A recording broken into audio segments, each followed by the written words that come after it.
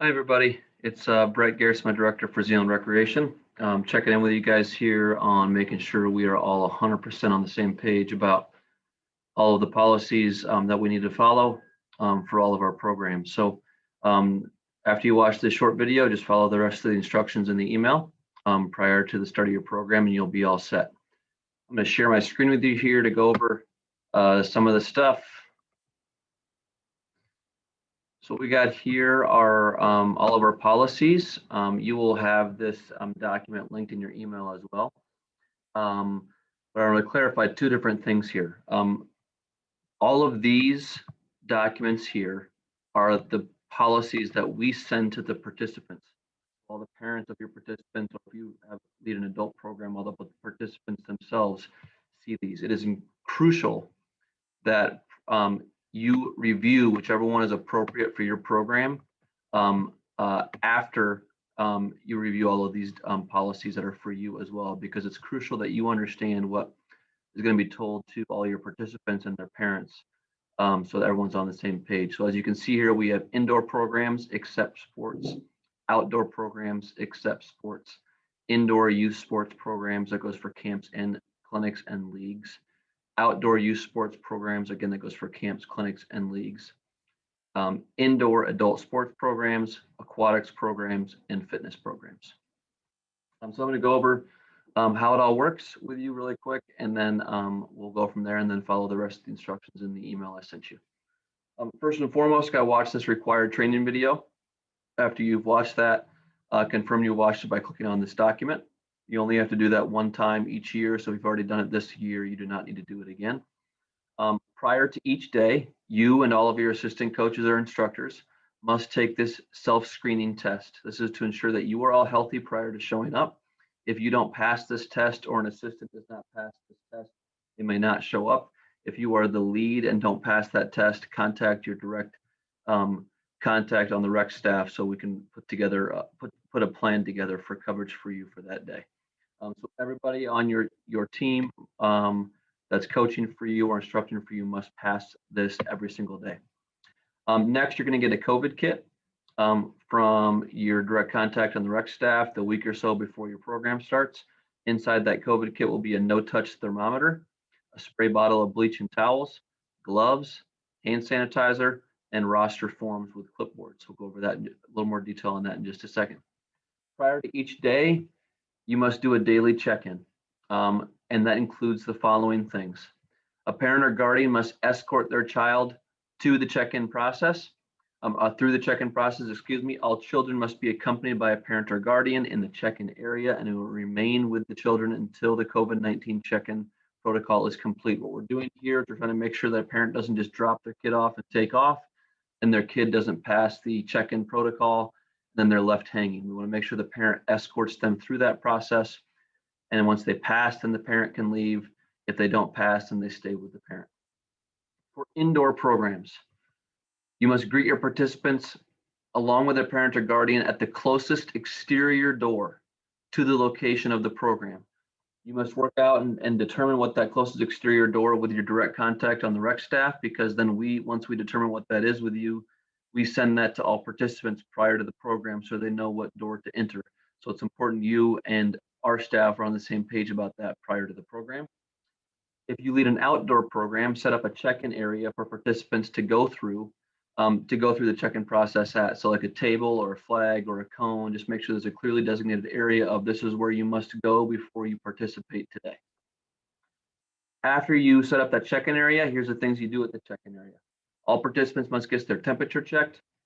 Temperature checks for indoor programs take place at the exterior of the building.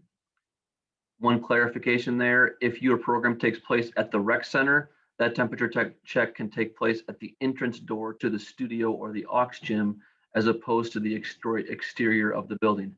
Every other program that is not in the city side aux gym or at one of the studios at Zeeland Rec, you must do your your temperature checks at the exterior of the building prior to the parents or participants coming into the facility. Anyone who has a temperature of 100.4 or higher cannot participate that day. If that happens, let them know they can't participate that day and that Zeeland Rec will contact them for next steps.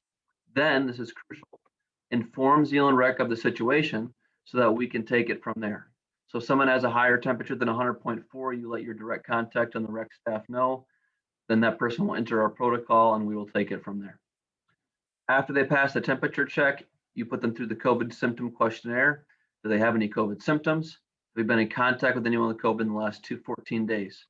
If they answer no to both of those, they're good to go. If they answer yes to either of those, let them know they can't participate that day, and Zeeland Rec will contact them with next steps. Then, just like with the temperature checks, inform your direct contact on the rec staff of the situation and the name so that we can take it from there.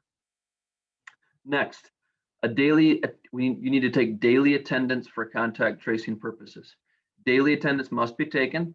Rosters with daily attendance boxes will be provided for you in the COVID kit that you get from your direct contact. Every single day you must take attendance so that we can have proper documentation for contact tracing. At the end of your camp, return those rosters. Even though your program is over, return the rosters to Zeeland Rec after the program is done so that we can have that in case somebody gets contact traced a few days after the program is done. Some guidelines on spectators. Spectators at outdoor programs. They are allowed. Face coverings must be worn for 5-year-olds plus. Social distancing must be followed for those that are outside of each other's household. There is no limit to spectators at outdoor programs right now because the limit is 1,000, and we never even come close to reaching that limit. So all you need to worry about is making sure that people are social distance and wearing face coverings if you lead an outdoor program. Indoor program, it's a little bit easier. Spectators are not allowed in the facility at all for indoor programs. There is an exception there. It's youth sports games. So that means a basketball league has a game on a Saturday. 2 spectators can come to that, but that is very few of you that would be watching this. For almost all of you that lead an indoor program, parents or guardians may not be there. They simply need to escort their child to the check-in area. After they pass the temperature check and the symptom check, child comes into the facility, parent goes back to their car or goes home and then picks up their child after the program. Spectators that use sports games, you can review this if you are a volunteer coach that refers to. Last 2 things, staying in the assigned location at indoor programs. To reduce the space that we need to sanitize and for the protection of ZPS custodial and recreation staff, all participants must remain inside their assigned classroom, studio, gym at all times. They may only leave that location to use the restroom with permission from the instructor or coach. The restroom then must be pointed out by you so they make sure they know where to go.